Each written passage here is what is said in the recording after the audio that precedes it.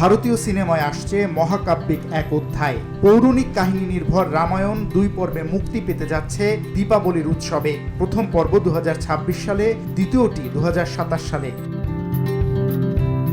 এতদিন গুঞ্জন চললেও এবার আনুষ্ঠানিকভাবে সামনে এসেছে সিনেমার প্রথম ঝলক এবং বাজেট, যা 1 লাফে পৌঁছে দিয়েছে ভারতীয় চলচ্চিত্র ইতিহাসের শীর্ষে।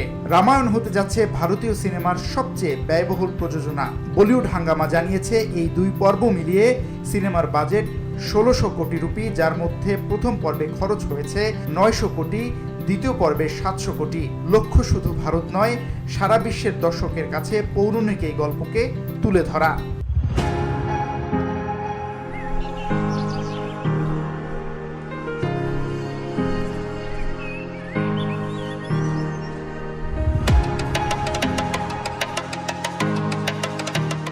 নিতেশ তিওয়ারির পরিচালনায় এই সিনেমায় রামের চরিত্রে আছেন রণবীর কাপুর, রাবণ হচ্ছেন দক্ষিণী তারকা ইয়াশ, সীতা চরিত্রে সাই পল্লবী, লক্ষণ হয়েছেন রবি দুবে আর হনুমান হয়েছেন সানি দেওয়াল।